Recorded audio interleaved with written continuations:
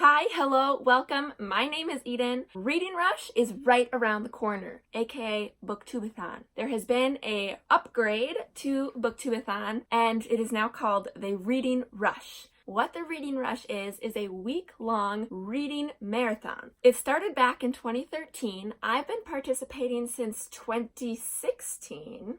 So this is my fourth time participating. I'm going to miss calling it the BookTubeAthon. I just got all my friends and family to know what BookTubeAthon is, and now I have to tell you it is called the Reading Rush. The dates for the Reading Rush this year are July 22nd to the 28th. So at the strike of midnight, you pick up your book and you go for a week straight. Reading Rush is an international event, so readers from Australia, England, Spain, all over the world are going to be reading this week and talking about it on YouTube, Instagram, Twitter, and so forth. The exciting thing about the Reading Rush, the big upgrade, is that there is now a website, so all the readers can connect with people in your area, so there are going to actually be read-ins this year, so people in Minnesota can get together with other Minnesota readers. So I'm hoping to try to do one of those this year. There are a lot of different components to this event. The challenges come on video for YouTube, they come on Instagram with different pictures you have to try to take. There are sprints that happen on Twitter, and so you can follow the Reading Rush on all those media platforms for more information. It's just a week to encourage reading, so anyone can participate. So there are challenges, like I said, and today I'm going to be talking about my to-be-read pile. So they release challenges for what books you try to read, and I'm going to talk about those now. So the first challenge of the Reading Rush this year is to read a book with purple on the cover. Now, purple is my favorite color, but surprisingly, a lot of books don't have purple on the cover, but there was one that I really wanted to read that's all purple. And that is Because You Love to Hate Me. And this is an anthology, so it has 13 short stories in them. It was a collaborative project with authors and YouTubers.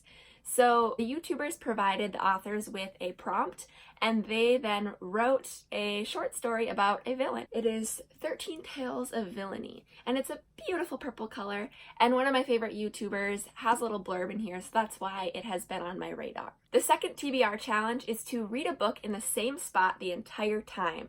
So I usually like to read on my couch or in bed.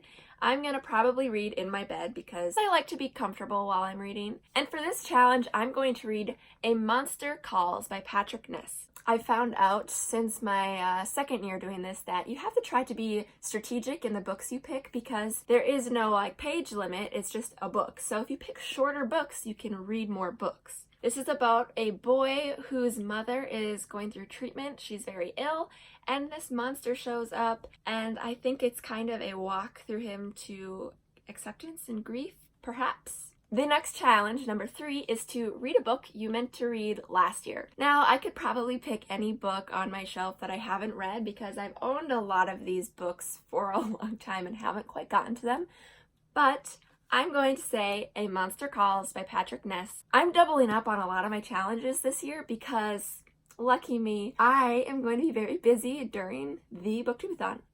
Reading Rush, during the Reading Rush. Because yay, I got a job and I start on the 22nd. Yay!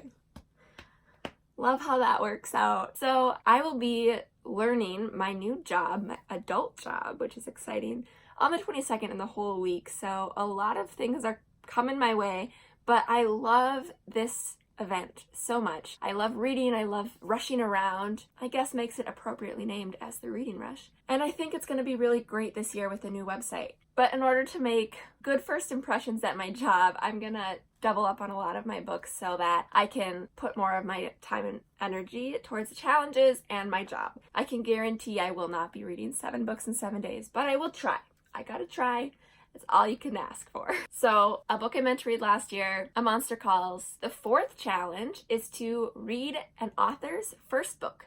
And this is actually very surprisingly difficult because they're maybe not the ones that are on the top of your list to read, or you've already read them. So, I'm going to read Because You Love to Hate Me. Yes, I'm doubling up. Flashbacks to Christine 2014, anyone? 4 by Veronica Roth. A lot of the YouTubers in this have never been published before, and this is their first book. Alright, for the 5th challenge, it is to read a book with a non-human character. This isn't too hard because a lot of fantasy books have a variety of characters that aren't human, so I had a lot of options for this one. However, I'm going with The Screwtape Letters by C.S. Lewis. This is a short book, so it's strategic of me, yes. I was in a Bible study this past year, and this book came up and really intrigued me. It is about a demon called Screwtape who is writing letters to his nephew, a lesser demon, on temptation. It is quite comical, I heard, but also very serious in how we succumb to our desires, and so I think that this is going to be a very interesting read. Alright, challenge number 6 is read a book with 5 or more words in the title. And this is trickier than you might think. A lot of YA books, which is what I like to read, or even fantasy books, have like one-word titles, like Twilight, or Steelheart, or Firefight, Mockingjay. All of these are very short titles. Even City of Bones is only 3 words. And so I'm like, So I'm going to be reading Because You Love to Hate Me, which is written by 13 YouTubers and authors. Because You Love to Hate Me. 6, yay. And there's even a subtitle, 13 Tales of Villainy. Aha! And number 7 is to read a book and watch its movie adaptation. And luckily there are a lot of book-to-movie adaptations out there, which is great because they're super fun. But for this one, I'm going to read A Monster Calls by Patrick Ness. This is a movie, and it is on Amazon. 3 birds with 1 stone. In past years, the heart of this readathon has been to read 7 books in 7 days. This year, it's not an official challenge, but it is still the root of this event. And so, if by some craziness I finish these 3 books, which I hopefully can check off all of my challenges, I'm going to read Alcatraz versus the Evil Librarians, The Dark Talent. Yes, this was in the running for a long title, Alcatraz versus the Evil Librarians, The Dark Talent.